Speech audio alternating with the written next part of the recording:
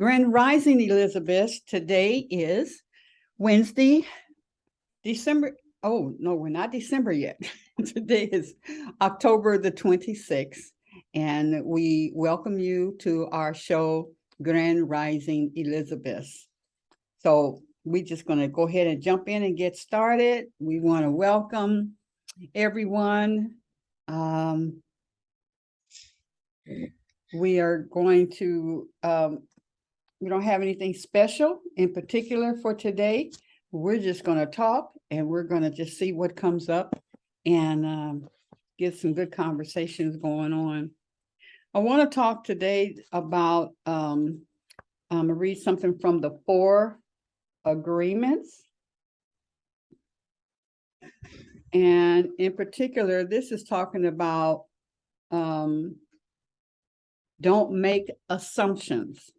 Do not make assumptions. Now, in the 4 agreements, there are, this is by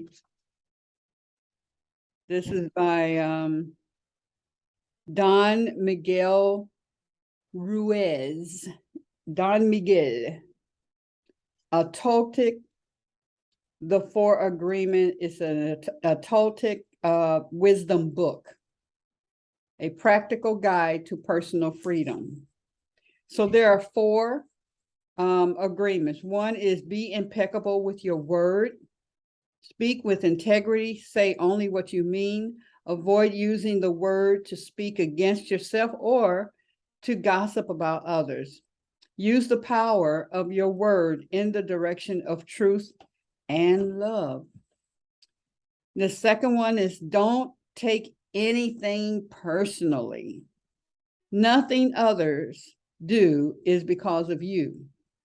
What others say and do is a projection of their own reality, their own dream. When you are immune to the opinions and actions of others, you won't be the victim of needless suffering. The third one, don't make assumptions. Find the courage to ask questions and to express really what you really want. Communicate with others as clearly as you can to avoid misunderstandings, sadness, and drama. With just this one agreement, you can completely transform your life. And then the last one, always do your best. Your best is going to change from moment to moment. It will be different when you are healthy as opposed to sick. Under any circumstance, simply do your best and you will avoid self-judgment, self-abuse, and regret.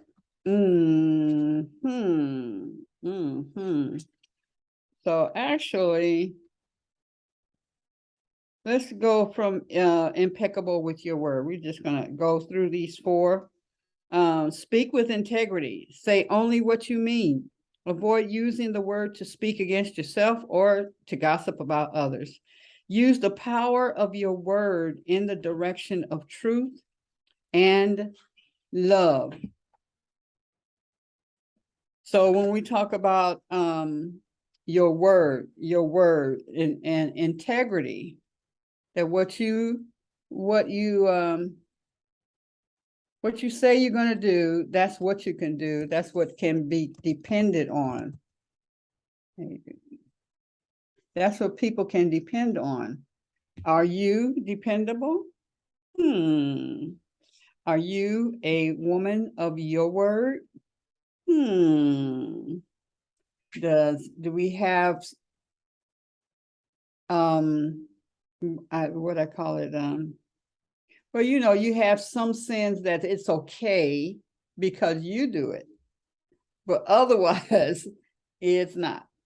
So you have those sins that are forgivable quickly because, you have that same habit. Is your word something that once it's said, people can depend on that?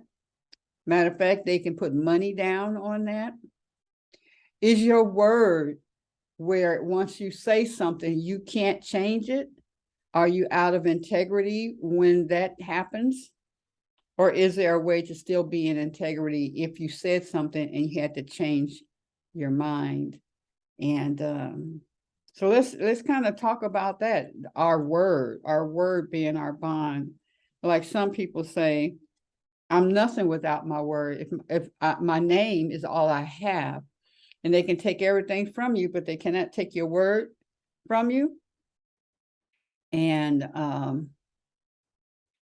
yeah, so you want to, we just want to be women of our word. Has there been a time when your word was what a decision was being made based on your word, or something else would not have happened if it wasn't for your word? That's all you had. That's all that the people had from you, is your word. Star, do you have anything?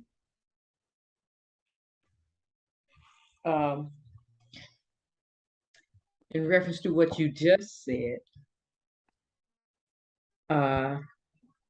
there's a group of people that I have somewhat, well, no, not somewhat. I am somewhat over as their leader. And I gave them my word that no matter what happens, I will not let them miss a certain thing that is going to happen. Mm-hmm. And so when I get tired, then I go back to my word. Yeah, yeah. It helps rejuvenate me because I said what I said. And so I know that they're depending on me because of what I said. Mm-hmm. And I have noticed that being true to your word, no matter what you have to go through to get it done, if you are a man or woman of your word and that means something to you, then it kind of, no matter how tired you are, when you remember, then it kind of somewhat rejuvenates you and gives you it helps revitalize you Yeah. because being a person of your word is very important. And I have noticed that. And it's helped to keep me going, even when others may have faltered and failed, or they no longer believe in things. Um, as long as you are true to what you have said, you can help bring them up out of the stump, which I have seen, out of the stump that they have gone in. And being a person of your word is very important because when you're not, it's pretty much like telling a lie, even though that's not what you think. And then when you had said something about when you have to change your mind, Mm-hmm. think there's anything wrong with that, especially depending on the reason why you had to change your mind. Sometimes the decision or the choice to change it, you might not feel good because you had to change your word, but the not feeling good comes second to the reason why you needed to change your mind, Mm-hmm. and not just because it's not something that you didn't want to do. And even if you didn't want to do it, when you find that the doing of it is going to hurt you more than the fact that you gave your word to do it, because self-preservation is very important also. And so I have found that being a person of your word is better than not. Yeah, it's like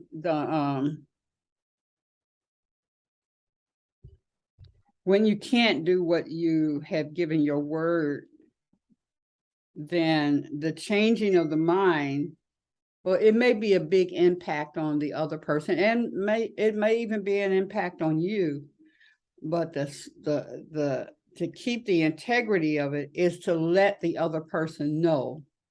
Because when you don't, that's when they say, but you said, and you didn't even, that's what hurts. When you didn't even, or you text them instead of speaking to them and making sure that they got it.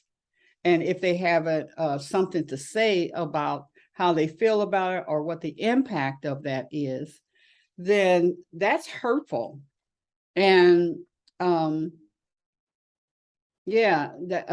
so everybody's like texting people, I want a divorce. What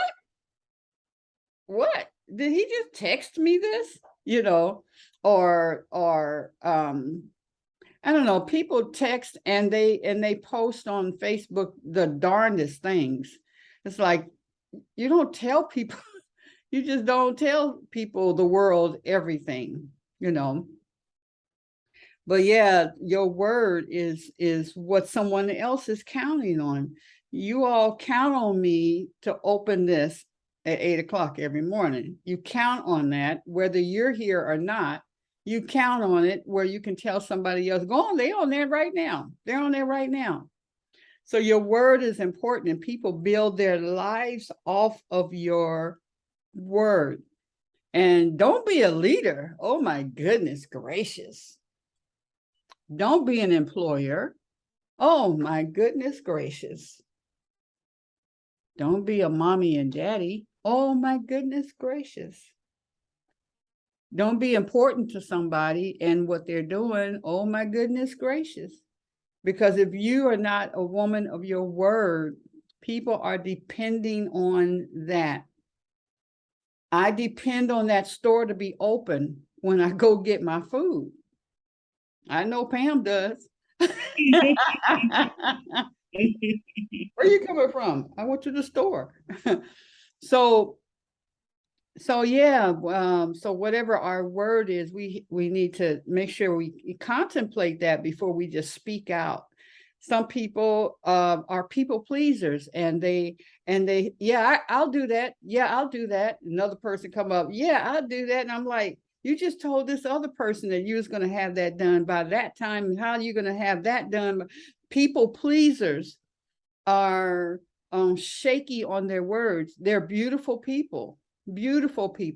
So if that's you, when we're in that, or when I'm in that mode, then my word is shaky. You want to really think before you give your word to something. And so it causes a lot of confusion, because she thought you was going to have it done, and she thought you was going to have it done, and then she thought she was going to be next, but now this one has to get in there because you double booked and all of that. So you want to be real careful about your words, so that that you limit confusion. Be impeccable with your word. Anyone else want to share about that? Okay, cool. I do want to share something else. I was waiting for somebody else to say something, and this might be completely out the box. However, I'm going to say it anyway, because whenever I see something on this particular subject, I think about this. Mm-hmm. When you talk about when you're in a relationship with someone, Mm-hmm. and you give your word that you're going to be faithful to the other person, and you're not. And obviously, it's going to hurt the other person, right? Mm-hmm. Now, let's say, for instance, if you're going to cheat on the person that you're with, and if they find out, they're going to be hurt. Now, if you are upfront about what you're going to do, especially if you know that's who you are, See, what you want is you want to have your cake and eat it too. You can't have both. Because if you're looking at your cake, you have it. But if you eat it, you no longer have it. So it's not there. Mm-hmm. And if you want to do that, if you want to be unfaithful in the relationship, then I think you need to tell the one that you're in the relationship with. Give them the option of either taking it or leaving it. Don't just go and do that and then you're out there and you're in your glory or whatever the case may be. And then when they find out all the hurt and the pain that comes with it. That ain't good. That's not cool. But if you tell them up front that that's what you want to do, be fair. Give them the option of saying yay or nay, or that's not what you said, or because it makes it easier on the other person. The relationship may be over, yes, and it may not be. I feel like um, they may it may hurt because you know you say that that's what you want to do, but it will be less painful if they know already. Communication. I well, I can't say I don't know why I brought that up. I brought that up because I think about that every time I see something that involves. But I just wanted to, because this is recorded and someone else may see it, I just wanted to bring that up. It makes it easier on the relationship, gives the other person an option earlier, and eliminates the pain of them finding out later. Because once it's done, it's done. And that's what I wanted to say. It's like once you say something, you can't take it back. It's out there. It's out there. Like I told somebody, when you're in an inebriated state, a lot of times you just say things, you just talking because you're not focusing on not saying things. Mm-hmm. So when you come down and you're sober, then normally you don't say things when you're sober. But I was telling them that even though you are in that state, the things that you say has the same impact whether you're in that state or not. And it's out there, you can't take it back. The same pain is there. And you can't be upset with them because they took it the way that they took it. Because you think that you didn't mean to say it because you're in that state. Same impact, it's nothing different. So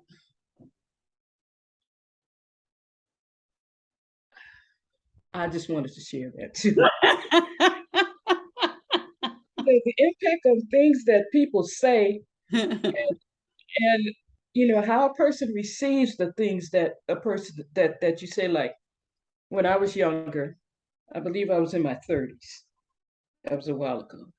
Somebody said something to me, and they weren't being hateful or anything. They were just saying something that they noticed.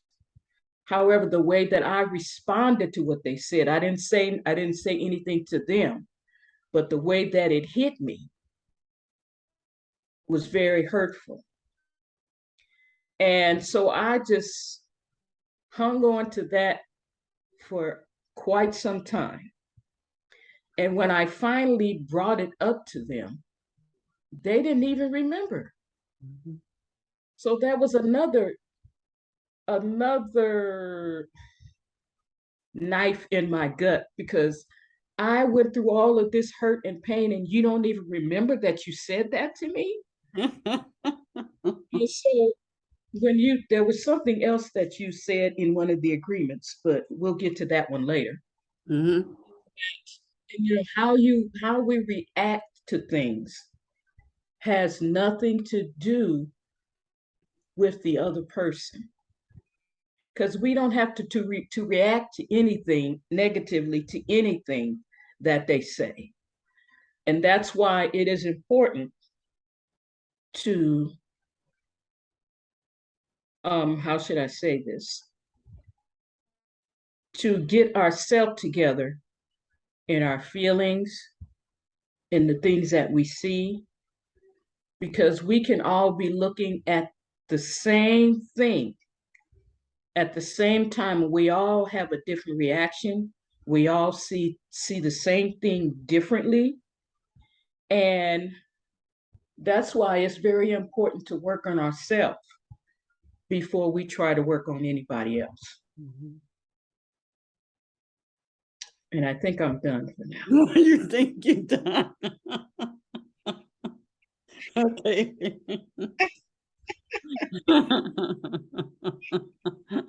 That's powerful. Okay, let me continue. Let me continue because Uh-oh. life.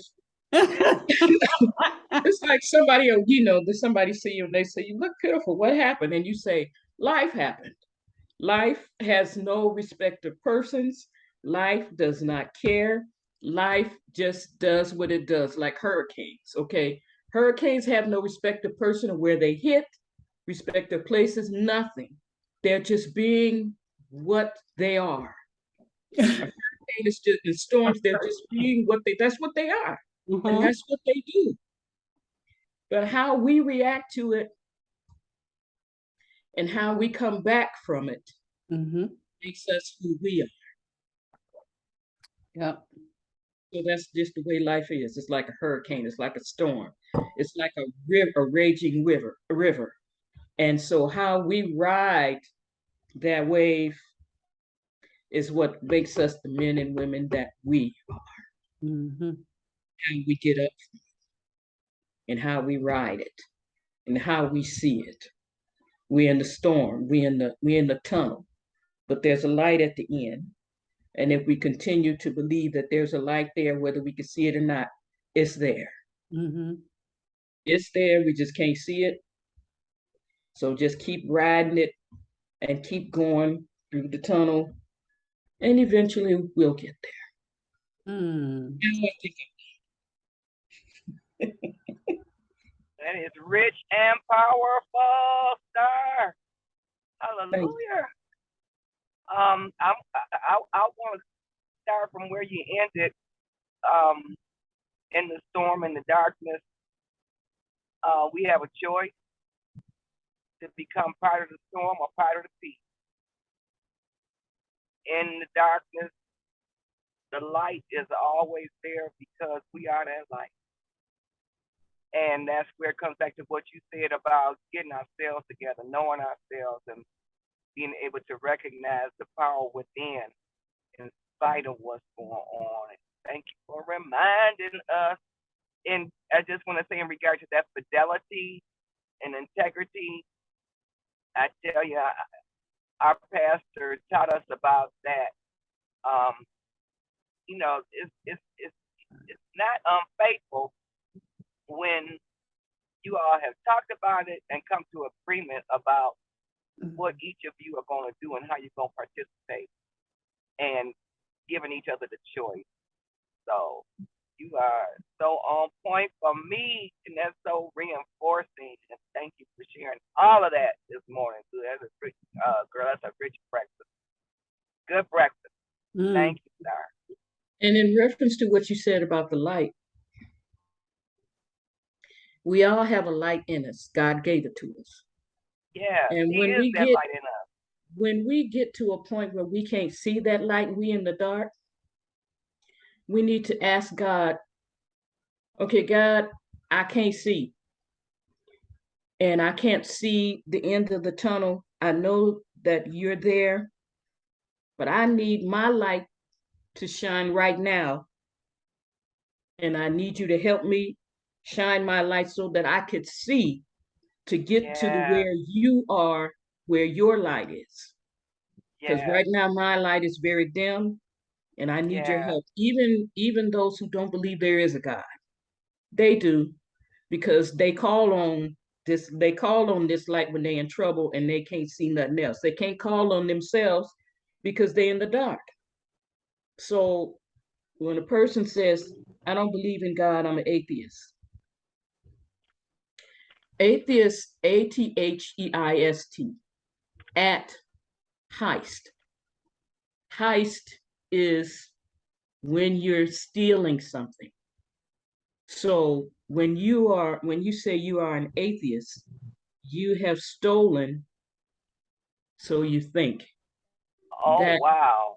that light that God has placed in you. And so, and I'm saying this because there are people that are going to see this. You have heist or stolen that light that is placed within you, so you think. Ooh. However, when you get in trouble, you seem to remember that there is something that will get you out of it. Yeah. So you go ahead and you don't believe that there is a God. That's on you.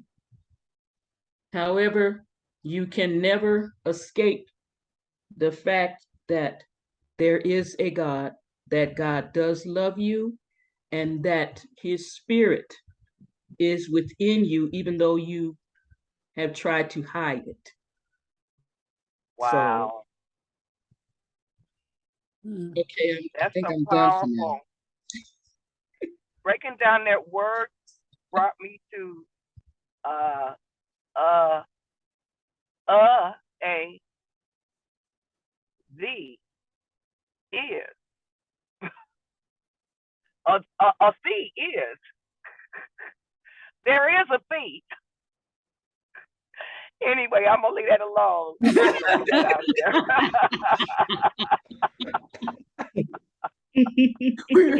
Me here making up stuff. I don't know. A the is the what? The something. It is. But thank you all for us being able to feed into each other's light. Ooh, this is so powerful. I'm gonna turn my audio off. I'm not used to seeing you without the little peoples in the back. Yeah, I just dropped off my grandson. I tell you, kind of got used to them hanging around a little bit, huh? Yeah.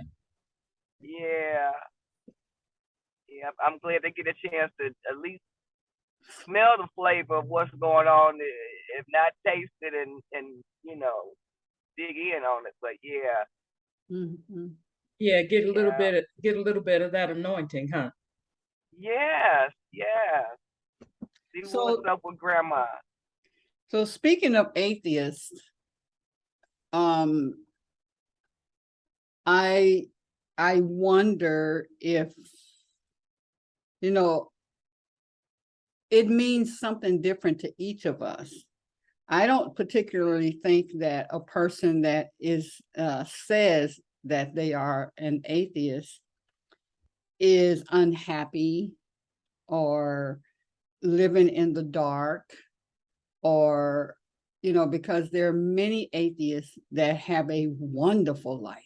They are just, you know um they just don't call it, because everybody knows that they did not wake themselves up this morning. They know that. They know that they don't make the body, um they don't make the heart beat. They don't breathe on their own. um there are many atheists out there that call themselves an atheist, and um I guess, yeah, and they're doing wonderful things for people. They're feeding the hungry, they are taking care of the homeless, and they just don't choose to call it anything. Like Jesus said, Jesus, like a Christian, I didn't make that up. you know um So yeah, just in that I just believe that everybody has a relationship with God, whatever way they choose to acknowledge that, and that's based on their own personal history as to who God is to them. My father, I met my dad when I was 25 years old. I absolutely, and I look just like his butt. And but he didn't raise me. My sisters, he had was it four? I know it was at least four that he actually raised, and their relationship with him is different than mine. So where they could call him dad, I'm not calling him daddy, but and I don't depend on him for anything, but yet he is my father. And I know that I would not be who I am without his seed, and whatever drama or not drama or joy they had is what they had in the making of me. But so that's why I just don't, when people say that they're atheists and we want to make a judgment of that, shoot, we be acting like we're atheists when we pissed off.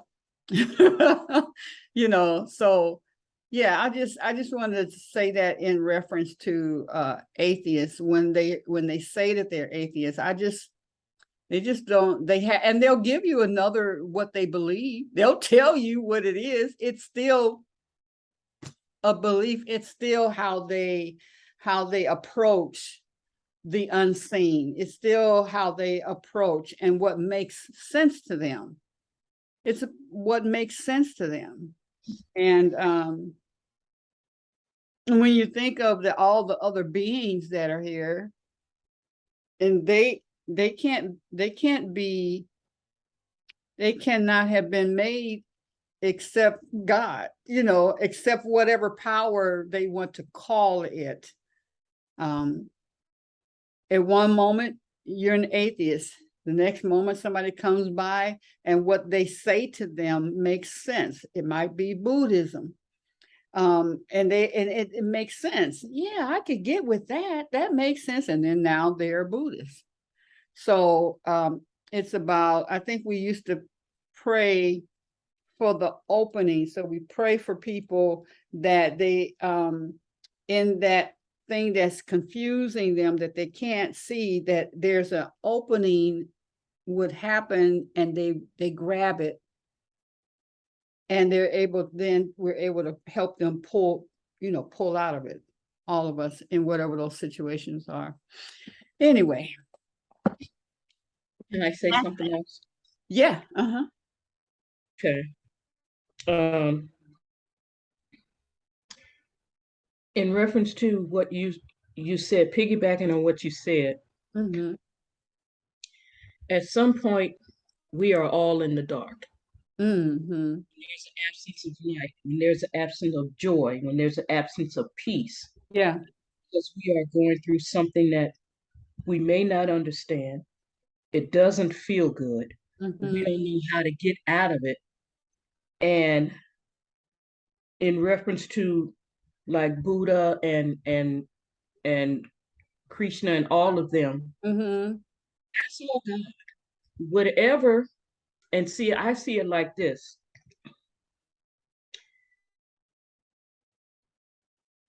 God will use anything to bring us to love, joy, and peace. It doesn't matter. It doesn't matter if it's a big boat or a little boat. It doesn't matter if it's a donkey or an elephant. I won't say who it is, but one person told me that they got a message from God in a pile of poop.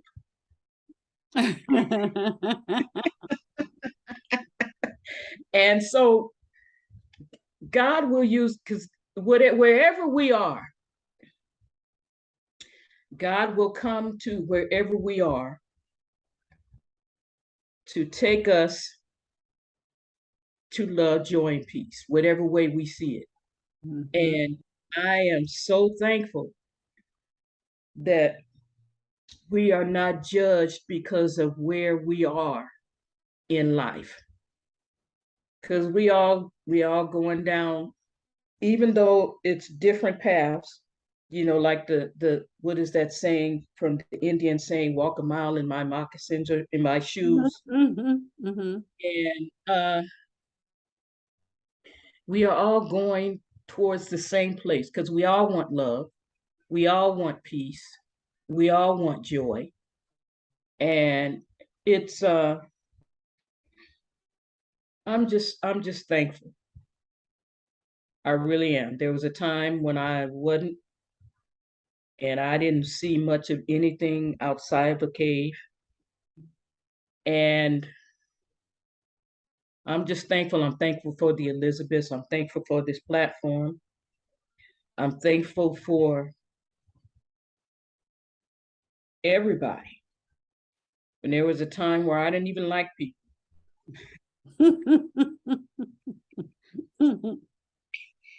And I just leave me alone. Let me be miserable and pitiful all by myself. And I'm glad that people like Queen Aduni did not let me. And I'm also thankful that you, Queen Aduni, you helped me see the other side of things. They say two heads are better than one. I'm not sure about a room full of heads, but two heads are better than one because people have different opinions and they see things differently. Yeah. Mhm. And that's one reason why I like this Elizabeth platform, because of the discussions that we have, Mhm. and things that people will see at some point at a later date. And I believe that the discussions that we have will help somebody. It already has. Yeah. People have told me, and I'm just grateful and thankful. Mhm. I see. Mama Evelyn, Grand Rising, girly. Grand Rising. Had to take the munchkin to school. Uh-huh. He just taking his time. 7 o'clock, got to sit on the throne. I'm like, oh Lord. Well, if you like, if he's Uh, anyway, what'd you he say? got there on time just as the bell rang. I was like, thank you. I would have been on sooner, but the Uber driver wanted to talk. Okay, all right. Nothing wrong with that. Mm. Okay, so the next one is so we are talking about the four agreements. Oh, okay. Okay, so we just went over the first one, which was be impeccable with your word. And just basically, speak with integrity. And then when you can't do what you said you were going to do, make sure that you inform the person that you can't do it as soon as you know you can't do it. Right. As soon as you know. And then be willing to deal with whatever. If they get pissed off at you, you changed your word. Well, at least I'm telling you, no, you have made an impact on them and what they were going to do. Now, other people, now they got to go back and tell somebody else that they cannot fulfill their word because you didn't fulfill your word. And then that person has to then go back and tell and cancel the order for all the food. It's just a lot. And so the thing is about being impeccable with your word. My auntie, she used to get on my nerves. Edie, I need blah, blah, blah, blah. Okay, well, I got to pray about it. Oh, God. Oh, okay. All right. All right. And I know prayer is important. It's like, but that's what she's going to say, because when she gives her word, she wants to be able to fulfill on that word. So to go and to actually say, okay, if I give her this money, how is that going to impact me and my husband? Is she going to do what she says she's going to do? All of that comes into play. And bottom line, Lord, do you want me to help her? You know, thank God. He always said, yeah. Well, I miss my Aunt Edie. But anyway, so the next one is don't take anything personally. Nothing others do is because of you.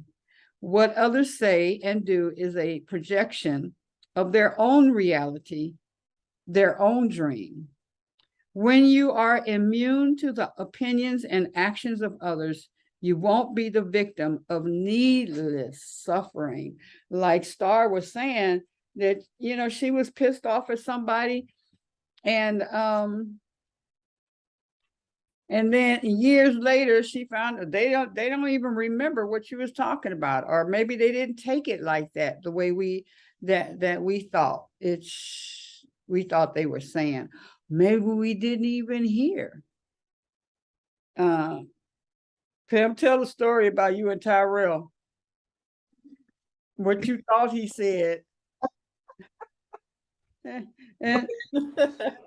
Uh-oh. My brother, I was at the store and I called him. I asked him, did he want anything while I was there? And he told me what he wanted.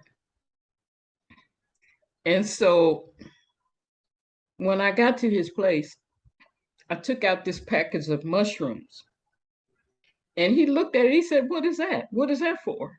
And I said, this is what you said you wanted. He said, no. He said, I said watermelon. Yeah. So I'm trying to figure out, they don't even sound alike. How did I get mushrooms from watermelon? Because he told me where it was, and I went over there and I got the mushrooms. I didn't get watermelon.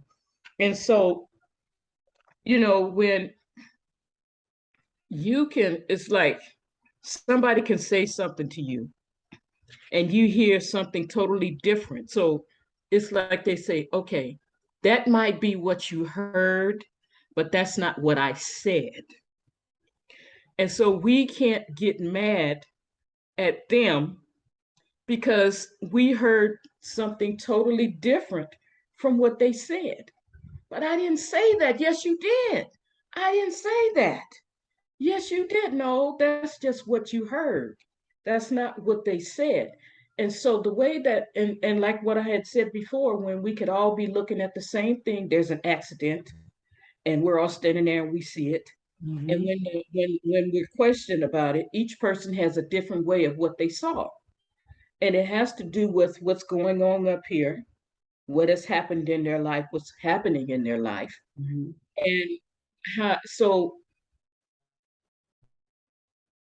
we see and hear things differently. Sheila knows, Queen Aduni knows what she knows. Evelyn knows what she knows. Sanji knows what she knows. Juanita knows what they know. And we all know different things. And we see things differently. And that's just the way life is. Life. Mushrooms and watermelon. That's just, wow. Right. So when we take things personally, this is saying that whatever happens around you, don't take it personally.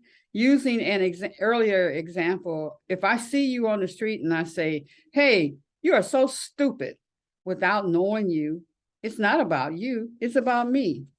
And if you take it personally, then perhaps you believe you are stupid. Maybe you think to yourself, how does he know?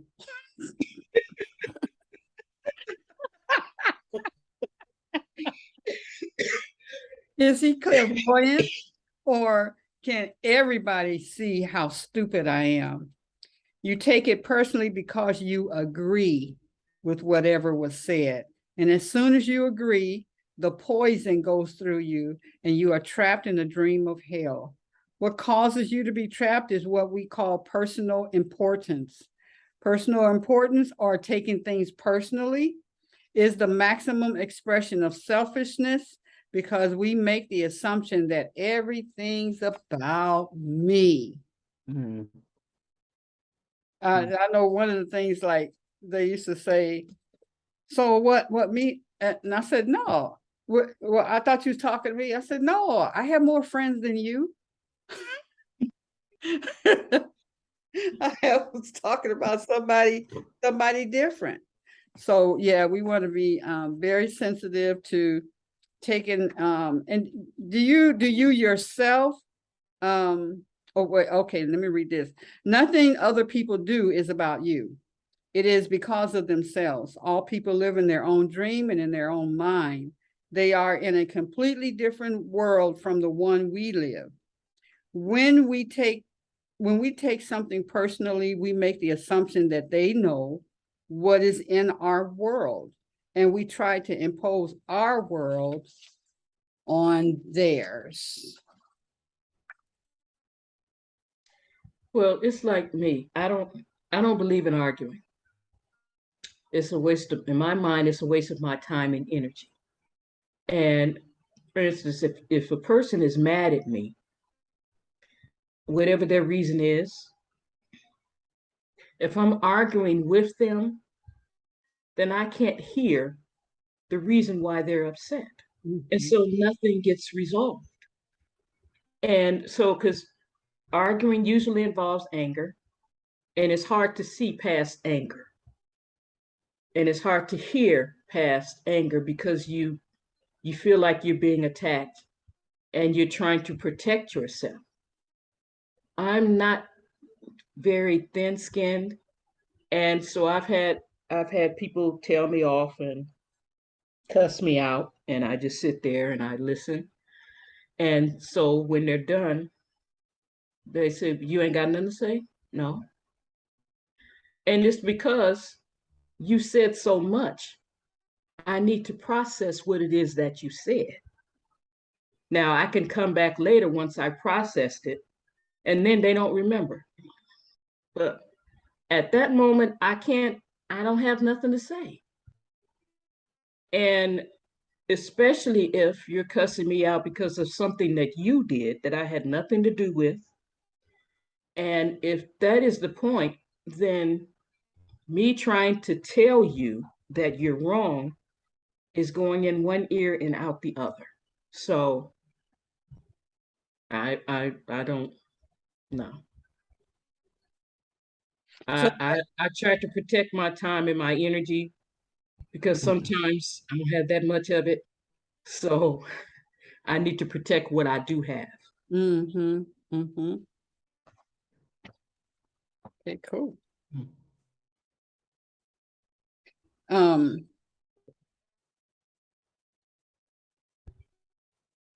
Okay, so yeah, so that is, thank you for sharing that, Pam.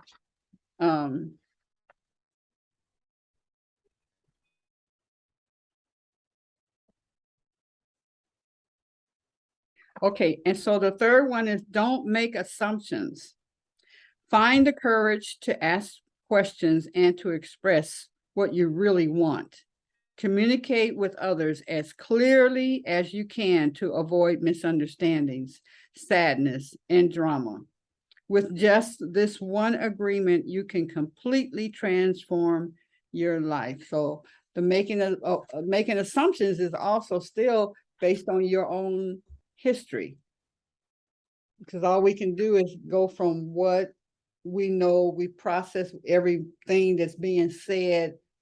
Okay, she means this, she means that, she's about to do this, she's about that, because of what we already have experienced. Except that we get that, well, we know that we don't know. Well, we don't know that we don't know. And then the spirit drops something nice and fresh in your spirit that you can work from. Or those moments of, I never thought about that. Where'd that come from? I don't know. I just dealt with it this way. Or I was being, and sometimes we are being prepared to deal with some things, and we don't even know. You know, like when God put me on a fast for 40 days and I didn't know why. But it was to give me peace for what I was about to go through, what I was about to deal with. And not that I was more important than the other people involved, but that's what I needed. I just needed peace because it was happening. It had already happened. So it was just the uncovering of that. And God knew, and my spirit knew I needed to like really be able to chill out, and deal with this powerfully. Okay. So, so don't make assumptions. So what have you sisters made assumption about and then regretted it?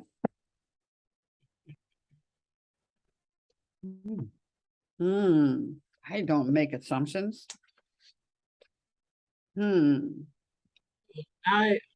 I don't read between the lines very well. It's too much work. It's like frying chicken for me. I would rather bake it because frying it is too much work. And so it's like, okay, well, what do you mean? Because when you when you respond in a certain way or you don't respond or whatever, they think that you know what they mean. And it's like when we were talking about earlier about your word, when you don't really know what they mean, and then you don't do what you said, then they get upset because you said this, but they meant something totally different from what you thought they meant. Yeah. And I'm sure I don't remember right now that I have assumed some things and it didn't go well. Very unpleasant. Yeah. And and every assumption does not lead down to tragedy and stuff. We just make assumptions. We can make an assumption. I just thought you was going to pick me up. You picked me up last week. Yeah, but I didn't say that I was going to pick you up this week. Just those little things that can throw you all off. Well, I just assumed that your husband was going to be with you since you guys are always together. Well, we split up about 3 years ago, honey. Oh, I didn't know that. The assumption that a child is going to choose whatever. Those are assumptions, and that's where it's all based on the word, the word being impeccable, all that stuff, and not taking anything personal, so that you're not making assumptions on what you think, based on how you felt last time that they came around, or holding on. And I know that I do that. I would assume that because we always have things going on our mind, going through, always talk, always showing something up.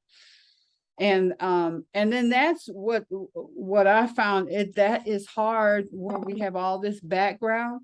It's hard to be present with someone in the moment. Mm-hmm. In the moment. That's where forgiveness, it really shows up, is when in each moment you can let that go. You dealt with that, and in this moment I'm fresh with you. That is not in the way of us having a powerful moment right now, because all we have is now, right? And so when we make these assumptions that if she didn't I have one sister and she's always talking about, like, if she calls you and she's in the car and she calls somebody and they don't pick up, she will say she's probably doing this. Like, what? But how did you come up with that? You don't even know, just she's always making those assumptions, giving someone a reason for not being available to her, or to whatever. They didn't answer, and so they must be doing this. I'm like, why do you even do that? That's totally just an assumption based on her world. based on her world. Hmm. Yeah. Yeah. So anyone want to share anything before we go to the next one? Well, I think I assume with RJ a lot that the logical thing to do, you know, if you have those takeout containers that they have the tops for, and we reuse them sometimes because they're really nice. Yeah. So that's what I'll put his meal in. It makes sense to put the top upside down on the bottom and bring it into the kitchen. But no, he'll bring one piece at a time. Just and then he goes in there. I said, you gotta wash it. Because we have to tell him every time, you gotta wash it. It's time for you to wash things now. We taught you how to clear the table. Now you gotta wash your dishes. Yeah, or I would assume that, if I get you up early enough, we won't have to be like nudging you. Doesn't matter. Because he's gonna move at his own pace. So I said, when it's with me, no iPad before you're dressed, teeth brushed, sitting at the table, eating breakfast. Yeah. I caught him today because today he's like in there on the toilet with the iPad. And I said, you can't be in here with the iPad. Well, you come in here with your phone. I said, I come in here with my phone first thing in the morning because it's my alarm. But every time I go into the bathroom, I don't take the phone. And I'm not sitting there on the phone. I never.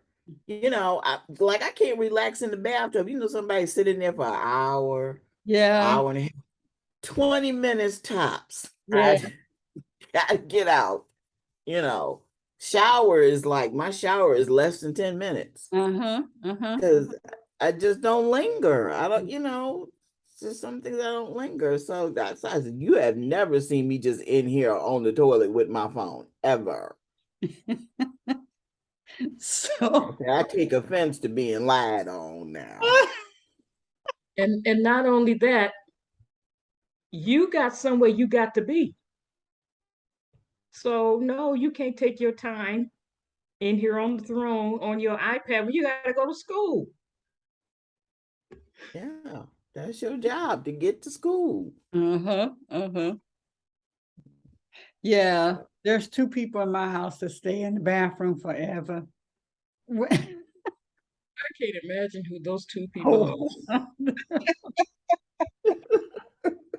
Well, let's see how many people's in your house. We got Queen Aduni, we got Star, and we got Baba there. Is that the three in the house? Yeah, that's it, boo. That's it. I'm okay. So I wonder. Jump in, take my shower, and I'm out.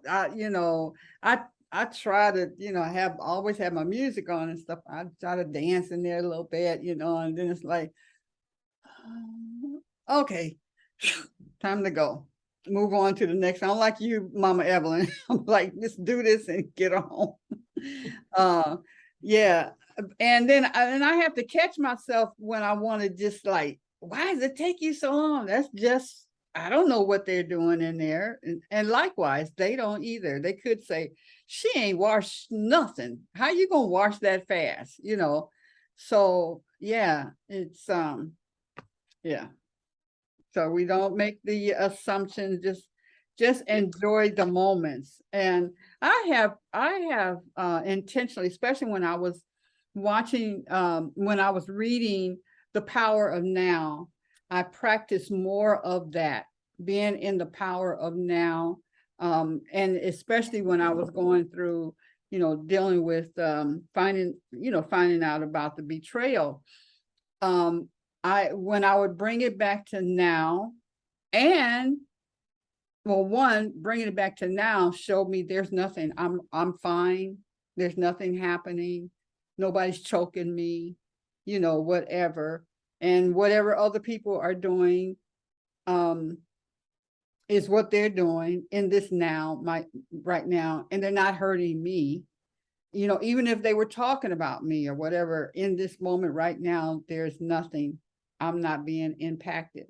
And then I would, if somebody come and attack me, then I would react. I'm going to be my best even then when I'm kicking their butt.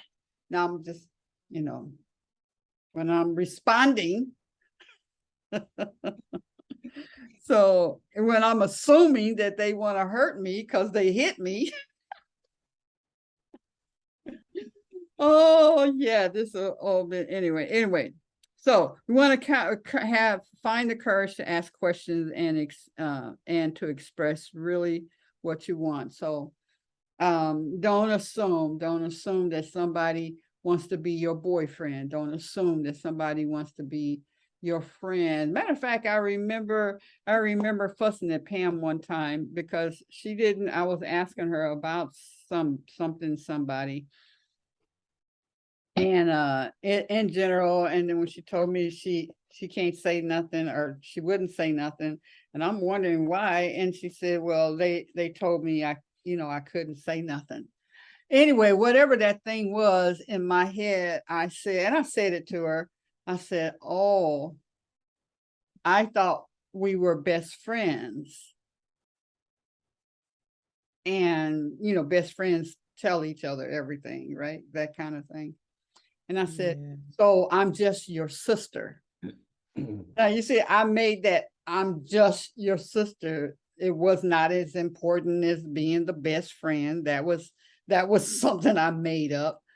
She can't deny she my sister because she had nothing to do with that part. So just my sister, and and just making it. That's one of them when she don't say nothing. She just, stands there, listen to you, and then walk away. You never hear about it again. She don't change her ways either.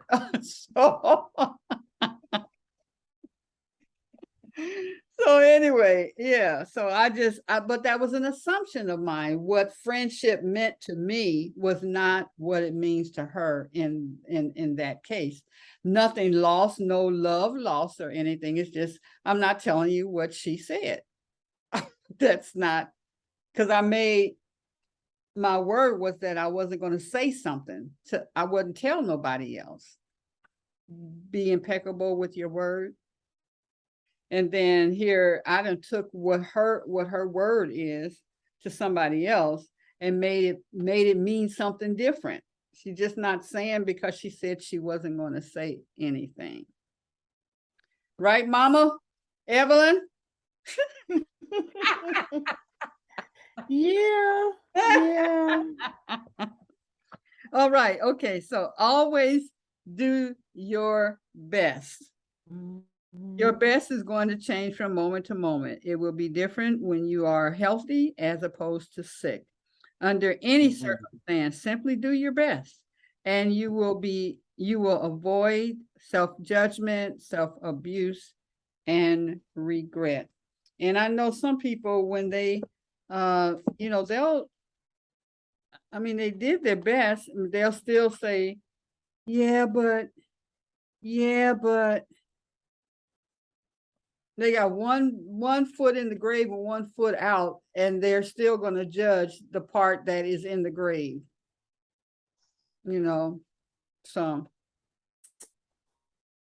So there it is. I kind of got a little confused a little while ago because we're reading from the 4 agreements, right? Yeah. And I'm looking at the end part, the reading what you said. And then I close the book and I see on the front of the book it says the 5th agreement. Oh yeah. I said, I know that I got that 4 agreement book.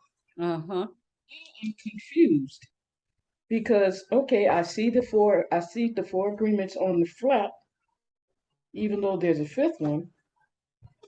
So I had to, okay, I know I'm not crazy. I know I got that book. So Well, I I had don't know to go, about the crazy part, but go ahead. so I had to go find it. I said, okay, I know I got that book.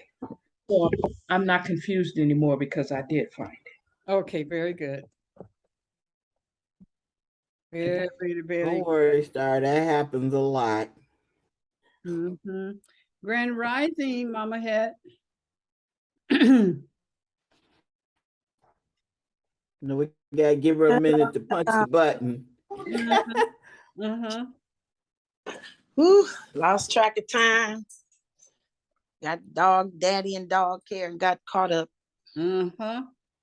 Yes. So I like the colors of that on your head. That's my wig for the day. mm. It's my wig. These colors are pretty. Thank you. Yeah, gotta keep it colorful.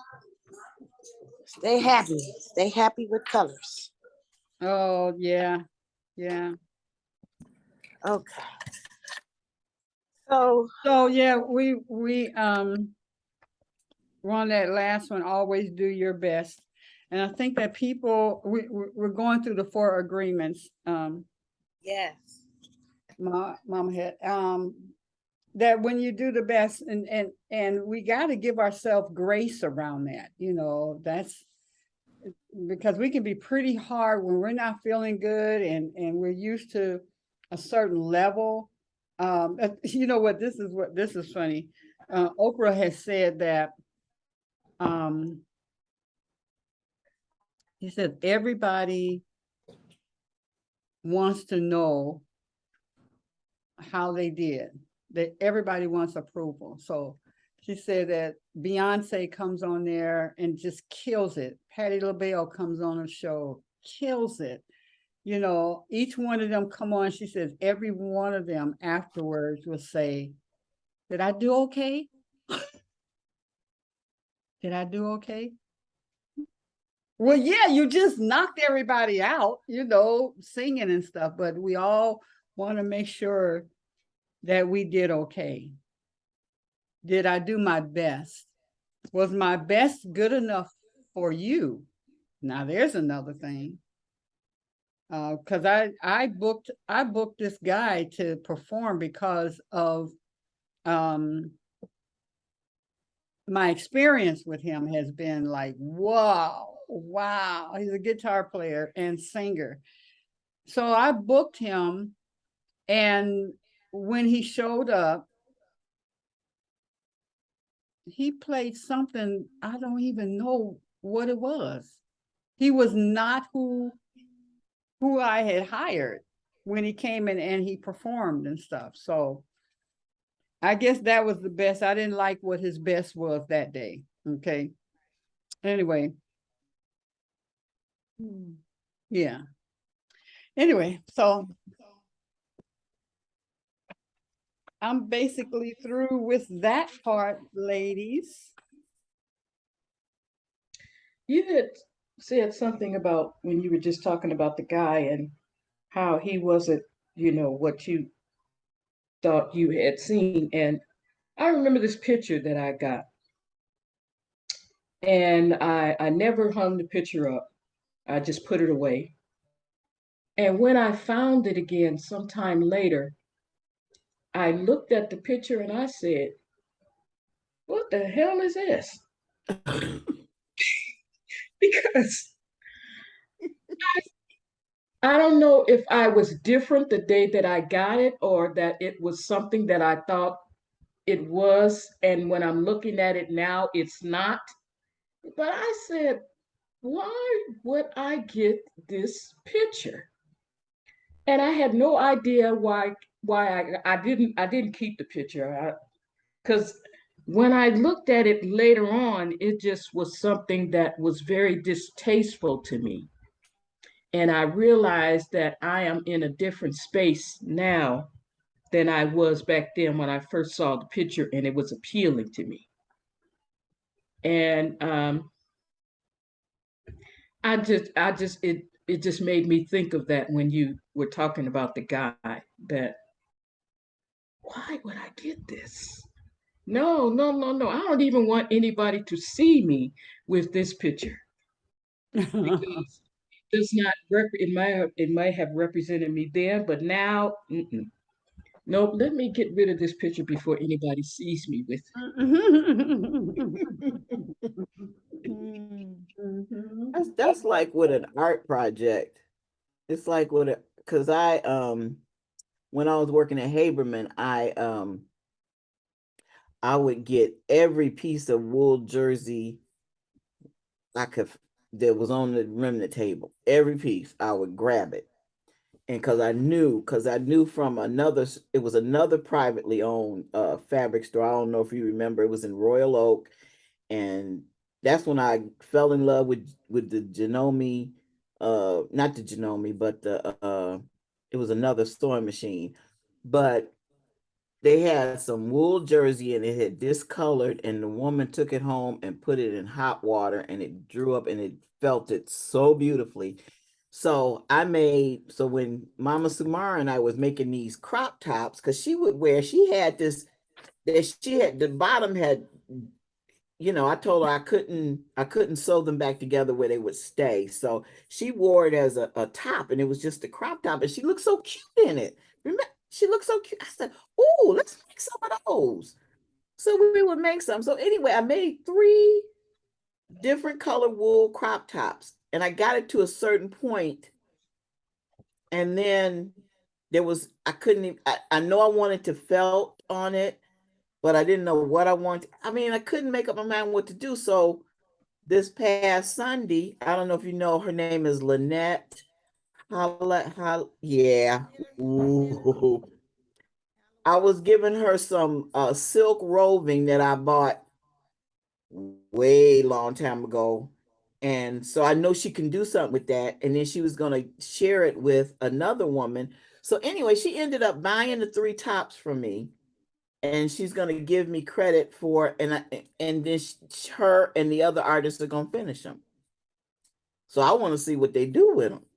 Because sometimes you can take an art project just so far, and then you can't think of what else to do. Sometimes I can push through, but I mean, I've had those tops. I always say pre RJ before RJ, so more than 11, 12 years. So yeah. So yeah. Mhm.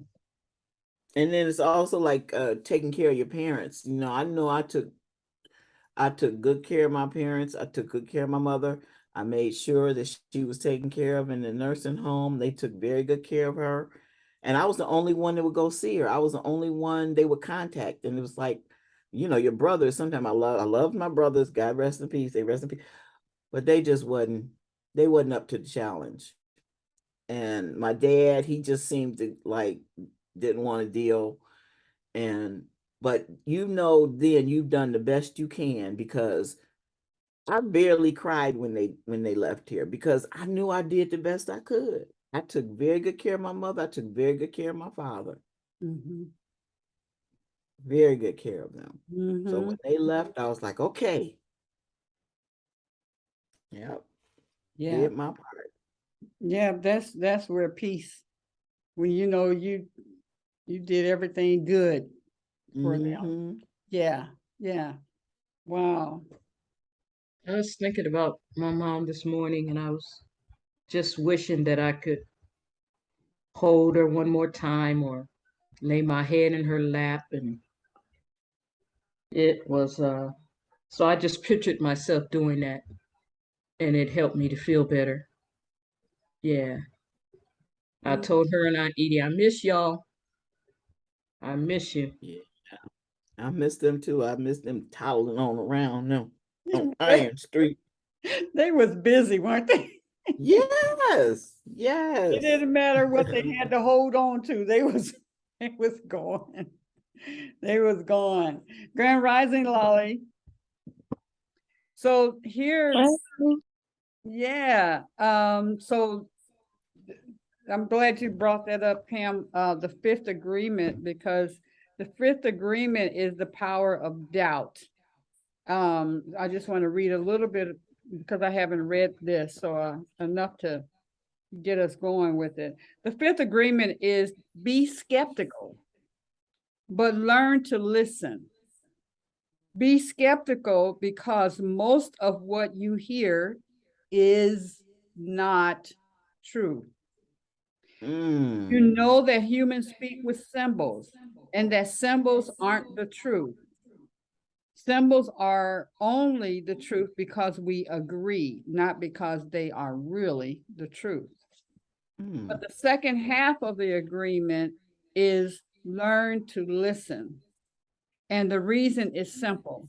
When you learn to listen, you understand the meaning of the symbols that people are using. You understand their story, and the communication improves a lot. Then perhaps instead of all the confusion among humans who inhabit the earth, there will be clarity. So, in particular, Mama Het, I love her and Mama Ayaba and Awa, and those of you who you listen and then you're checking out the words and breaking it down, and what does this mean, and why did it mean that, and what's the history behind it, and all of that kind of stuff. I love when you all do that. So in other words, everything that people say is not truth. And even when they say it's my truth, no, truth is truth. When we can get past my truth, because my truth could change with somebody walking in the door with a different perspective on something, or have experienced something that I thought, well, my truth with this relationship with next door is, yeah, we get along great and stuff, or it could be the opposite.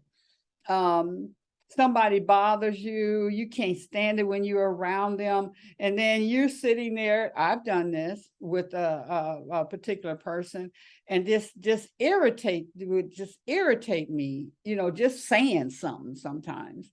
And then the other person says, I love it when they do that. I just love it. I get such a kick out of when they go there. The going there is the same thing, but it irritates me when they go there, and the other person, they find it funny, so. And then this person, one time I saw them do something that irritates me, and I was like, wow, you really think like that. You really think like that. And I can't change how she thinks, but all the stuff that has happened in her life brings her to how she adds up everything and divides it and processes it. Now, I must say that a lot of the processing how she does that does leave her in a disempowered position, because she's always thinking someone's attacking her, or somebody blah, blah, blah. Would give you the world, when I was young, she gave me the panties off of her. She was putting some panties on that was cute. They weren't dirty. She was putting them up. I said, oh, let me wear them. Bam, give me anything. But how she processes life is different from how I process it. And yeah. You wanted to say something, Mama? I'm good. I was just seeing how many people are in the chat today. Oh, yeah. I don't know if anyone wrote in the chat. I had not. So yeah, We didn't.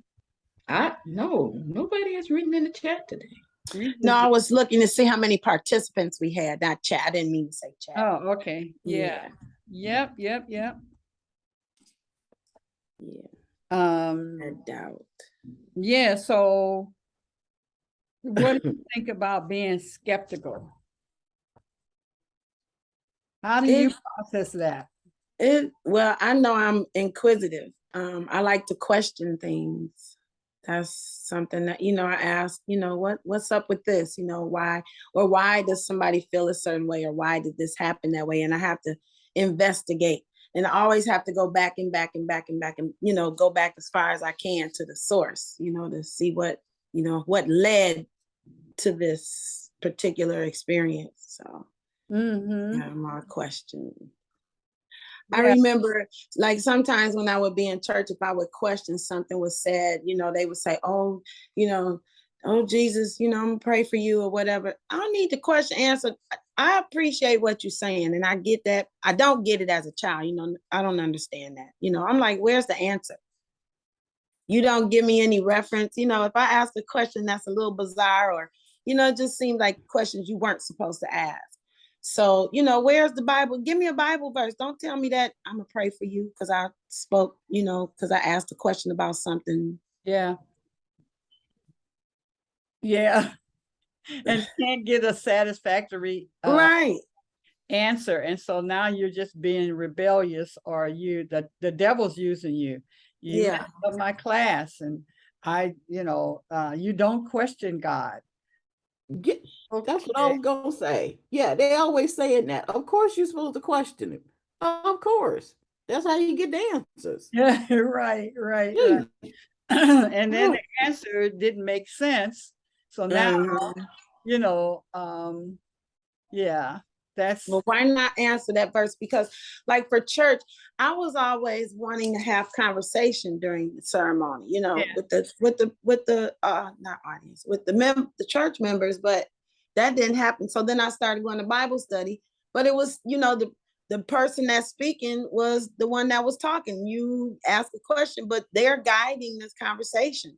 So I didn't, that was a challenge for me. And then I at one time I even went to 2 different churches, and I was like, dang, we only cover these certain books. We don't go anywhere else besides David and Psalms and Revelations. And, what is that about? And then I did love one particular project that we would do in Revelations. When we would read Revelations, we had to do our own obituary. I did appreciate that.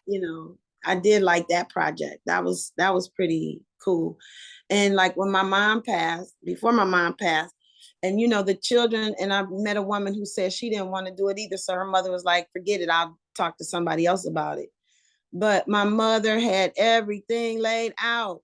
She knew what song she wanted to sing, put this verse, I want this verse, I want these people to, that type. I was like, wow. And when she passed, I didn't have to do anything. She wanted to go get her cremation paid for and prepared and all of that. And I was like, whoa. I was like, well, you don't want to do it, but it's got to be done. Yeah. And because she took care of all of that, I didn't, all I had to do was, sign papers and put forth, select the time and a date for things. So that was something. That was a grow up moment. I'm sure. But I wanted to speak about what Pam was saying, missing mom. I remember one day I was sitting up in my bed and I was missing my mother, just crying and wailing. And Hetheru would always ask me when I'm sad, he's like, well, what are you sad about? And when I thought about it, I couldn't particularly say, I miss my mom or whatever. And then I noticed that I was sitting in front of a mirror. So I looked at the mirror, and the reflection that I saw looking back at me was my mother. And I longed for a hug for her. And I went to work that day, and a sister that I know came to the school, dropped off her sons, and she doubled back for whatever reason. And I saw one go out one door and another one, two sons, one went out one door and another one went out the other door. And I was like, they're not here. They walked out, whatever. So she just kind of fell into my arms, and I think we hugged for like a good 2-3 minutes. I said, oh, this was the hug. The hug that I was looking for was a hug for me to give. And so that brought me comfort and joy. But yeah, they be right there, always. That's sweet, because one of the things that in the Course in Miracles is always saying you give and receive. It's a 2-part. You don't just give, but you receive. And like you said, and I like how you said it, because you didn't say, oh, I was supposed to get a hug. from my mom. You said I was to give a hug, and in the giving, you received. You received. Yeah. Yeah. Because had you just been looking for somebody to hug you, yeah, that's sweet. Yeah. That's sweet. We give and we receive. They work together. Mm-hmm. Mm-hmm. Mm-hmm. Mm. That's so funny because I was reading my Simple Abundance book, and I've been reading these 4 days, like I've read them like 3 or 4 days. But it was 4 different topics. One was compliments, complaints, comparisons, and compromises.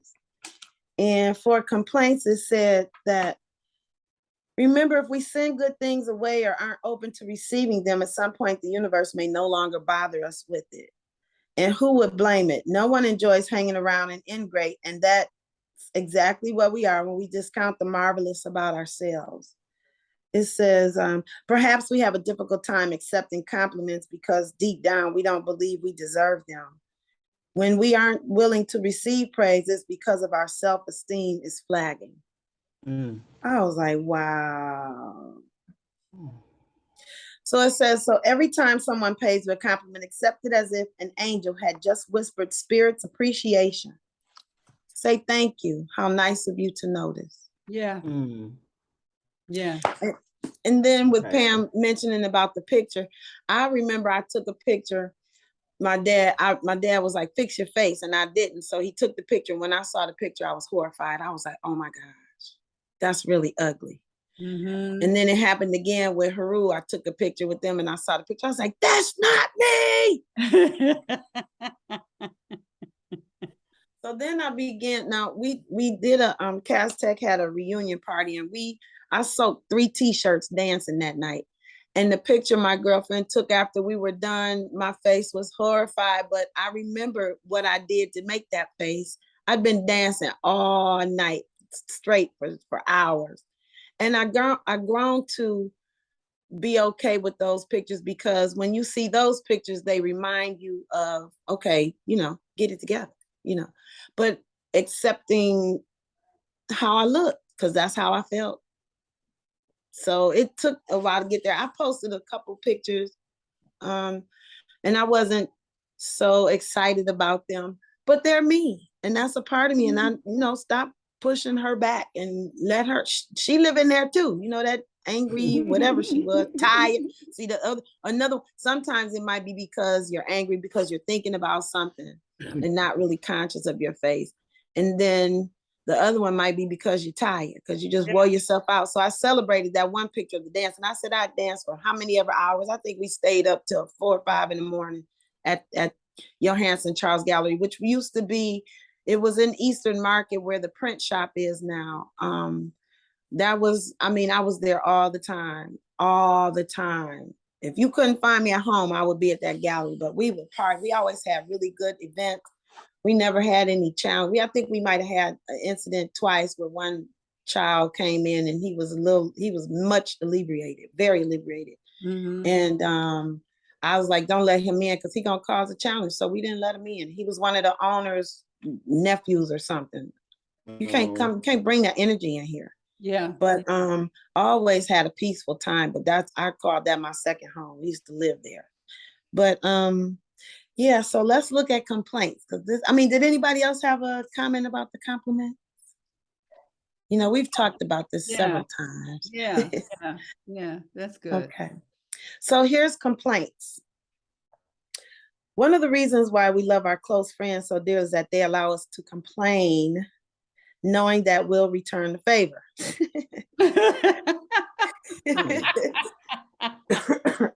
I listen when you complain.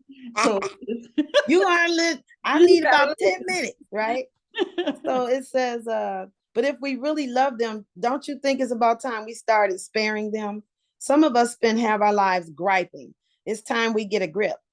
When we bitch and moan, we're not much fun to listen to. Just because you can't see the eyes, the other end of the receiver, doesn't mean they're not rolling them or shutting them. Mm-hmm. You hear, Yeah. Yeah. Yeah. Hmm. So she says, try new outlets to channel hostility. Moan on your dialogue pages, shout out in the shower, blow off steam as you walk or scream in your car as you wait in traffic. That's a good one for me. Mhm. Spirit's big enough to take it. Besides, it's all been heard before. There's nothing new under the sun. So another suggestion she has, she said, next time you feel as though you're going to explode, announce it beforehand that you need a hard time session. Tell anyone in close range that you're mad, nervous, fed up, and not going to take it anymore. Tell them for the next 5 minutes you're going to lose it. Tell them not to pay any attention and not to take it personally, then run amok. You'll probably end up feeling much better without having to offer any apologies or wipe away tears. You may even end up laughing. Today, if you must complain, at least be creative about it. I love it. I love that. Uh-huh. Doop-de-doo. And Okay. so when you're getting ready, you say, look, I'm gonna warn you now, I'm getting ready to go off, okay? But I gotta get it out. Is that it? Yeah. And you do Warn them, and then that way they'll know it ain't, it wasn't them that, even though something could have triggered. But again, like my sister told me, she said they were already mad about something. And see, that's where that part. That's that. Don't take it personal. When one of the things, don't take it personal, because you don't know what they have gone through. Right. So I look at especially when you have experienced something and everybody's driving, and you look over in the other car and stuff like that, or because I remember, this particular time I was just crying. And I'm like looking at this person in the car, and I said, they don't even know what I've just gone through. They don't even know. And from person to person, you don't know. And I know one of those days was, this is not the day you want to F with me. Okay? Right. Not that day. You better, because it could be just the littlest thing. So this is, sweetie, you don't want to go there with me today. Not today. Not today. Not today. So yeah, that's something else. I remember on Bugs Bunny when there was a big old bulldog. No, wait, it was a dog, and the people brought a cat home, and the cat was no. Yeah, it was a little puppy, a brand new puppy, and there was a cat already there at the house, and the little puppy would come in and go, bah, bah, bah, bah, bah, bah, bah, and the cat would end up in the ceiling holding on to the wall. Yeah. That's that moment. That's that moment when you go off and just let them have it. I know what one moment, sister called me, she came from California. She was like, let's go to the water and do a ritual. So she called up, got some sisters together, and we did the wailing at the water, where you just scream at the top of your lungs. And I'm ready to let it go. And I think I screamed twice. I took a breath, I screamed, and then I took a breath and did it again. I know that I reached my peak, because that was all I had was 2. And my voice went hoarse. I was like, yes, I really released that day. Yeah. Yes. Because I've had those. I've had those days where I said, I need to go somewhere it's just open land. That's what I need, so I can just scream, and then rest, and then scream, and then rest. So when I look at my backyard back here, and there's all that space, I said, I guess the Lord said, well, this is as close as I'm going to get right now. Because you could fill it up. You could fill it up for sure. Yes. But then you don't want anybody to be horrified by your scream, because I don't want to answer. I don't want to say why I did it, because they'll say, well, what's wrong? Or, why are you doing that? Are you okay? Are you hurt? It's just like when you're watching a good movie and you're crying. My little brother used to always say, why? He would look at me and say, why are you crying? Let me have my moment. Don't ask me anything, right? I'm inside with this, and you bringing me back to now, and I want to feel this moment. Enjoy this, right. Let me enjoy my tears. Yeah. I've been wanting to have scream camp for years. Uh-huh. Screen In camp. camp. Yes, I heard it. I totally get it. I heard it. I totally get it. I like that. Yes, Yeah. Okay. yes. What was your next one? Well, okay. The next one is comparisons.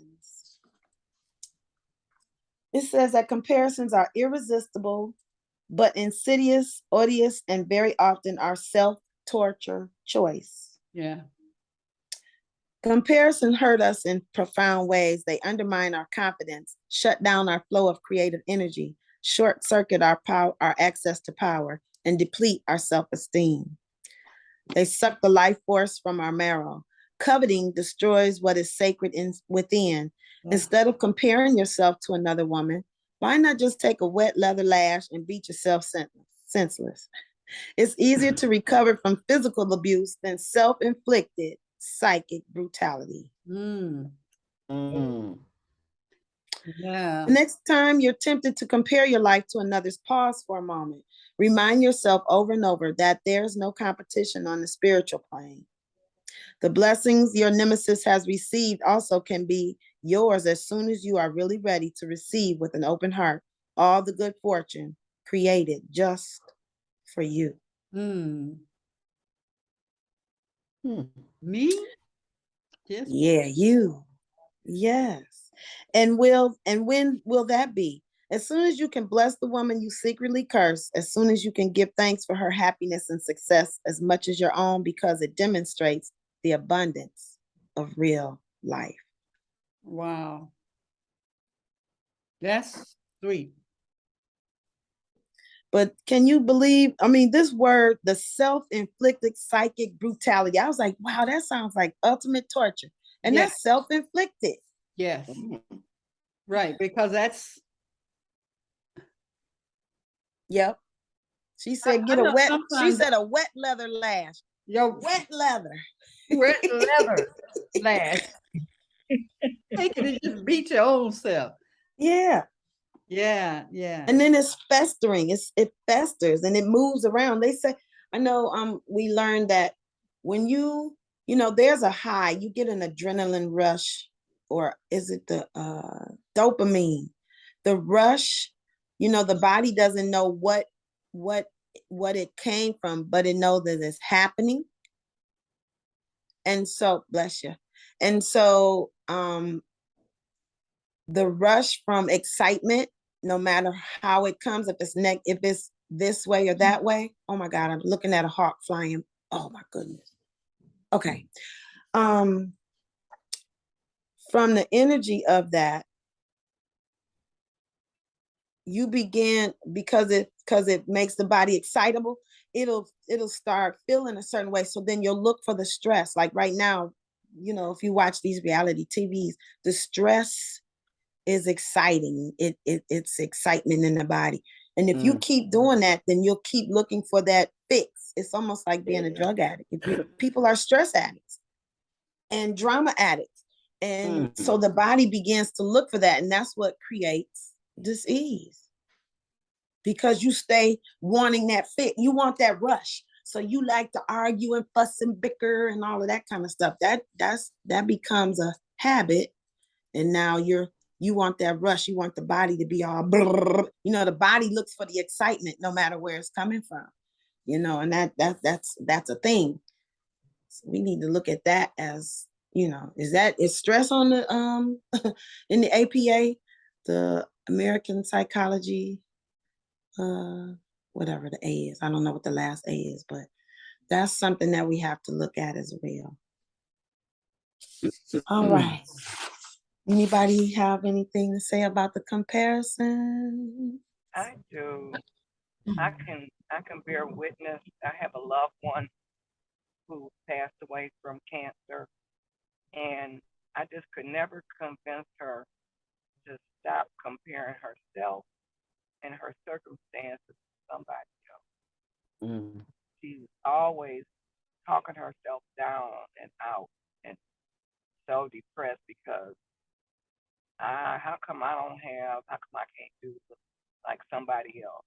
And I couldn't get her to really appreciate herself for the good of her, the good of the person that she was, and the good of the circumstances she was in. I just could never get, and it just made my heart so sad to watch her condition continuously get worse, knowing that she was feeding into it with this.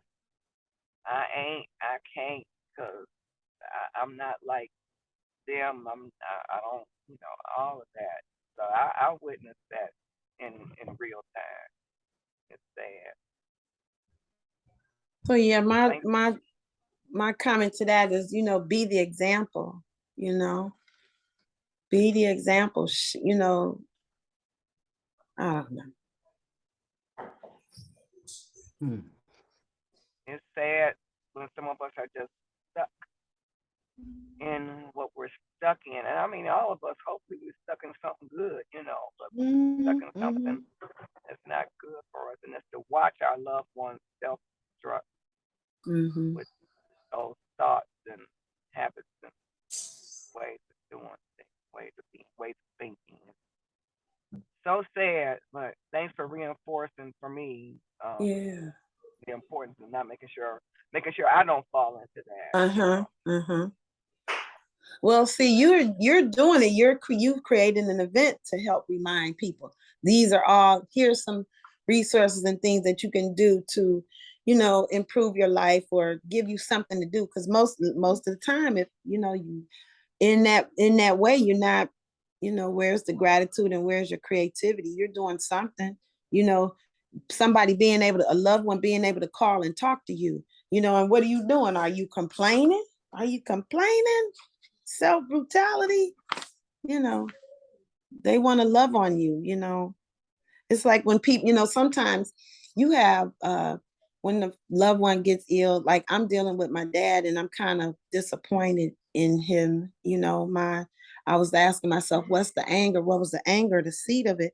And so I felt it again yesterday this morning when I had to go see him. And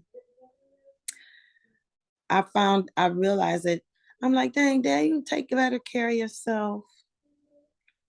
Or tell him, still do for yourself so that'll keep your mind functioning, But he has I love his little ritual though. He has a wonderful ritual. I love the way he has all his stuff set up and the way he does his thing. And he still can. And that's something I want to make sure that he still can. I think that want for self, because I've seen him, he's lost oxygen to the brain and they had to freeze his body. They used a new technique then, it was new, where they freeze the whole body so that they can slow down the other organs and keep the one that needs to work, that needs to be helped improve. Like when children have vision challenges and they'll cover the strong eye to strengthen the weaker eye.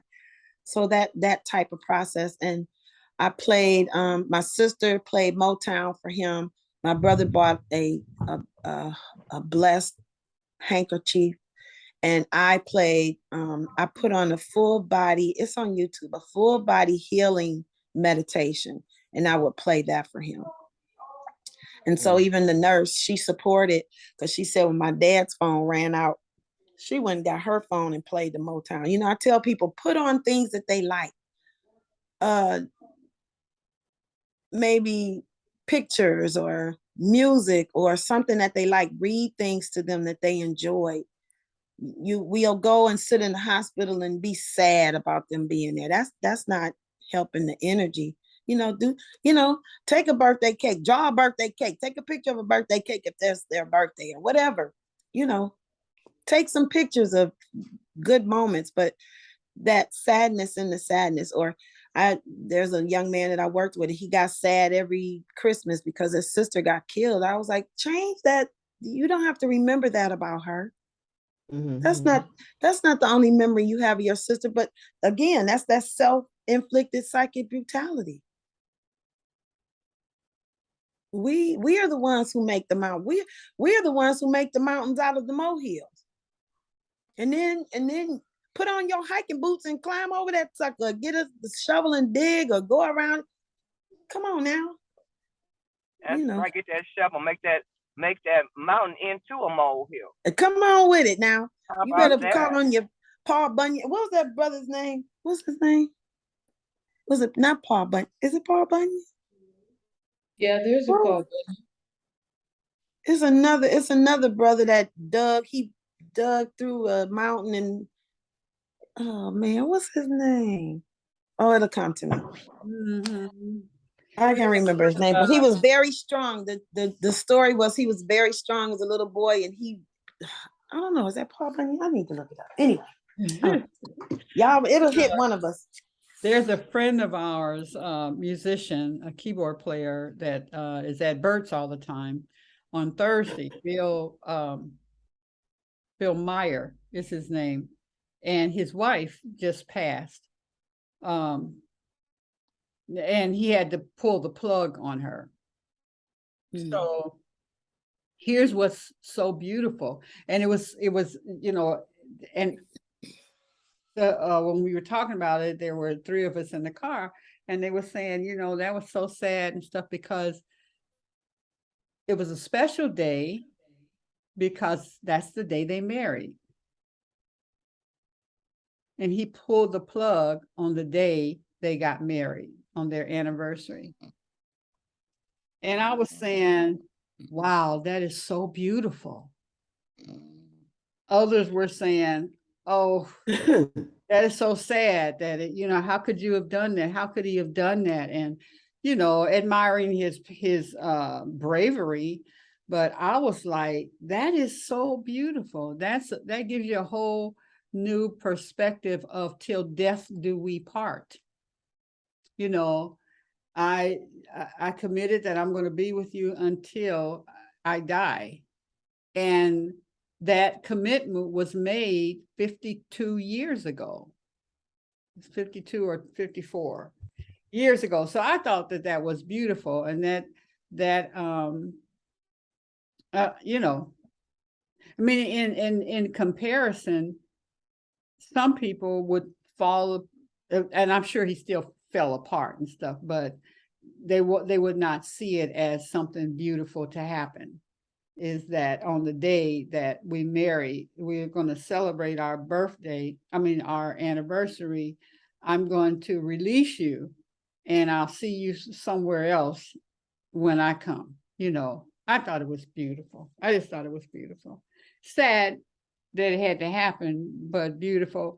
And she'd been sick for a while, so that was the release of all of that pain and stuff. So anyway, it is 10:06, and I want to thank you, Queens, for coming on, and you know, I hope you got something out of this breakfast this morning. Whole lot. And tomorrow is Thursday, so that's Nawili and Lily B and yeah. So we're looking forward to.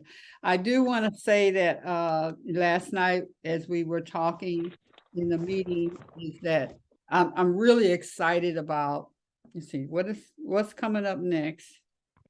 Is let's see, we're in it. Okay. So At Peace would like for everybody to for Monday. It's her last Monday, and she wants everybody, because it's also Halloween, to to celebrate, not that Halloween thing, but just to come to celebrate, do something with your face or whatever, or not.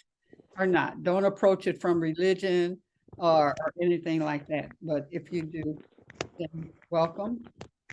And then for Thanksgiving, we are going to have a grateful breakfast. A grateful breakfast is, we're going to have we're going to all be in the kitchen. And we're going to prepare our morning breakfast together in the kitchen. That's awesome.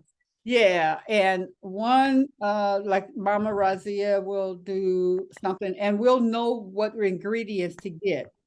so that everybody has the same thing and we just walk through. So, you know, a smoothie, we'll do a smoothie together, whatever. And then somebody else somebody else will go to another box and they're going to show us how to make blah, blah, blah. And then blah, blah, blah. And then we'll all have our morning breakfast, grateful breakfast together. I've done that with my dance group. We did that. Nice. We had the recipe about a month. So they had time to prepare. I was here when it happened. I didn't have one of the ingredients, but I improvised. Yeah. And my meal was delicious. So yeah, we did that together. We were all in our kitchens, all preparing at the same time. That was amazing. Yeah. It was really fun. I think I want to make beer bread. My sister learned how to make that in high school, and it's really good. It's really good. Beer, B-E-E-R? Beer, B-E-A-R. Beer bread. I mean, B-E-E. Sorry, B-E-E-R. I'm going to say that's bear no matter how you. Yeah, right. No matter how. Okay. Yeah, and it's so funny because I would do a potluck and take it with me. I said, if I get pulled over, they're going to swear I've been drinking. But it's really good. It's just beer and biscuit. Pan of beer and biscuits. Awesome, awesome bread. Yeah. But yeah, that was two ideas. And I love to dress up because, excuse me, guys. Oh my goodness, I got company now. And I love to do the dots. Yeah. To me, that's my makeup. People say, why are you wearing that? You know, they say, what are those for? So Rosina Johnson, that's a person I need to have present. I'll have her do her thing, do her African adornment. But the dots were worn in ceremony for when young ladies were going to have their rites of passage or for adornment. And so I even put some on, excuse me, Matt. I put some on some of my students and they went to class and a young lady who's Muslim. Come here. A young lady who's Muslim. At each other. Yeah. That's their little thing they do. So she was a Muslim teacher and she told them, you're appropriating. She said, you're appropriating somebody's culture. And I said, I wish they would have told me that she said that because I would have went and let her have a few words with her. First of all, this is our culture. And that who are you to tell somebody they're appropriating something? I'm wearing it for adornment. Yeah. You weren't born a Muslim. So are you appropriating by wearing a hijab and walking around and practicing too? Is that appropriation or is that participation? Mm-hmm. But I didn't say anything to her because she didn't say anything to me, but the young lady took care of, she said whatever she said to her and let that be. But you don't get to tell me what I'm doing. Mm-hmm. Ask me why I have it on, But I love to wear dots and I haven't worn them in a while. I usually wear them every day because they make me happy when I see me. When people see, it engages conversation or makes somebody smile like, wow. So yeah, that's something that I love to do. And I love dressing up because when COVID hit, that's why I started calling it creativity over void-eyed days. I said, instead of sit here and be afraid of something, it's greater than a physical war, it was more of a mental and spiritual war to me, a human war. And so I said that I was going to make a different come up with a different look every week. And I did it. I would my face, I would do regular makeup on this side and then do African adornment on the other side. And then sometimes I put on an outfit, take pictures and whatnot. It's so funny because when Isis came home, she had put on the dress and did the same thing. I was like, look at my baby. But that's where the creativity over void idle days came from when we were home. But it's so many things, so many things that we want to do and we haven't done, just being creative and playing, keeping that youthful, playful self. And so so when you said at peace, I was just waiting on what you were going to say. I was going to say, dress up, I'm the dresser. And they have now a lot of Black women are having Black fairy parties. Mama Evelyn, I know you got some stuff in the closet that we could dress up with. You got things, you got plenty of things. Look at her. You don't have no, you got fabric. You got fabric, don't you? Mama Evelyn, you don't have no fabric. Turn your mic on so I can hear you tell this story you telling. I don't have a lot of fabric. I used to have a lot of fabric. I don't have a lot of fabric. Nope. But I know you I got think something. I You got got one something. container. Get out of here. You're gonna come in here. Get out. They followed her. Yeah, Follow her to bus. They want to talk. that's all right. I got something for Conversation 'em. is where she is. That's what. Because of my energy. That's all right. I shut the door. They can fuss in there in the room by themselves. I'm done. Yeah. But yeah, I know you got some kind of trinkets we can dress up or use What? for an adornment. Or even a head wrap.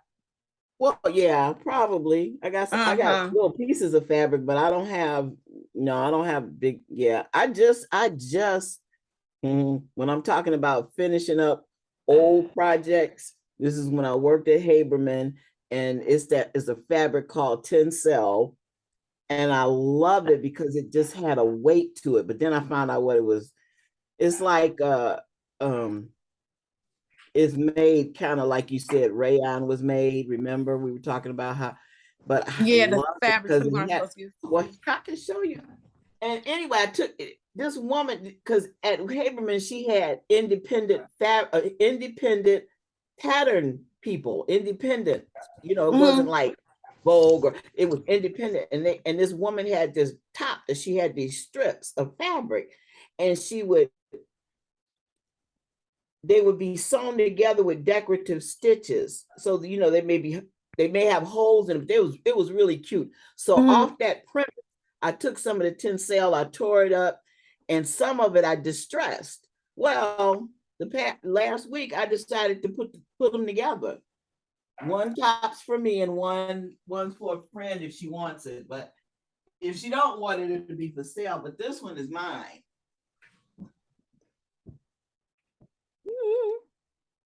Ooh, wow. Beautiful. That's nice. That's nice, Mom Evelyn.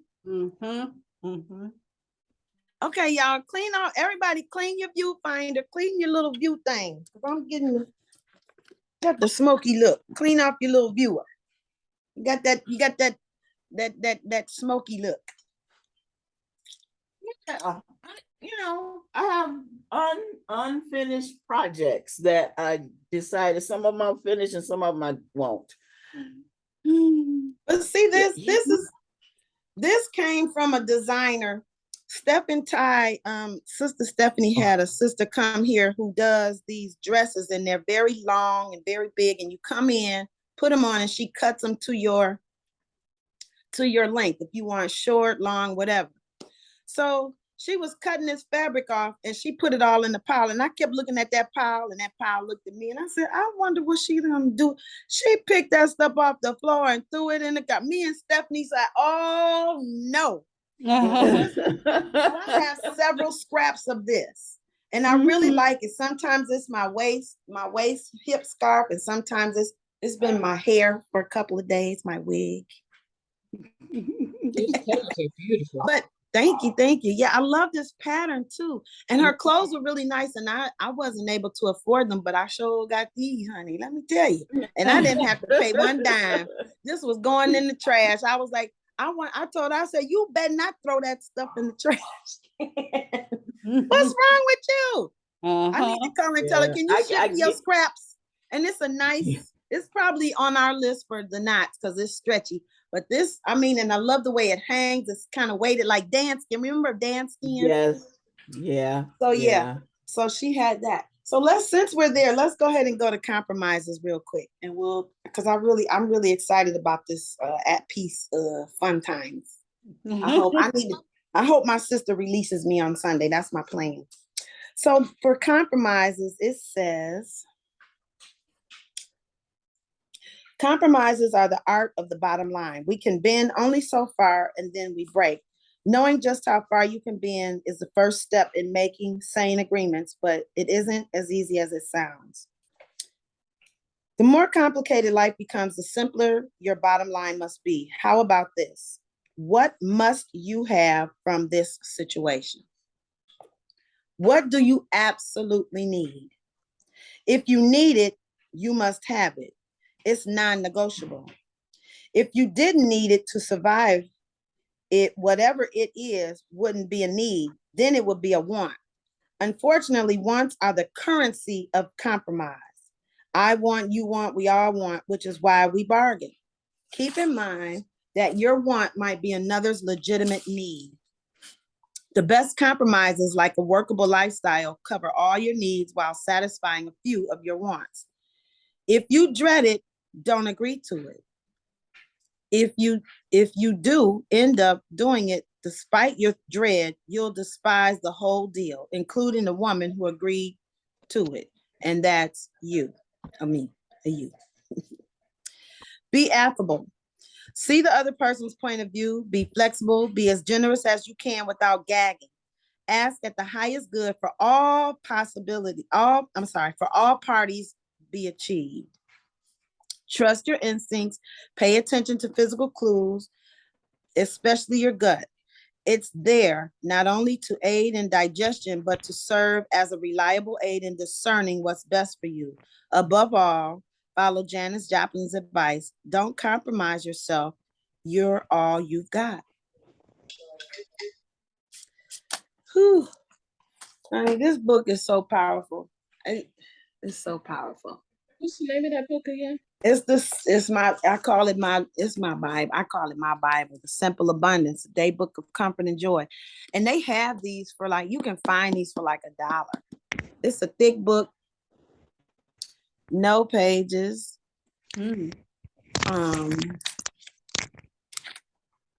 Also, this is the one I told you my mom took notes in.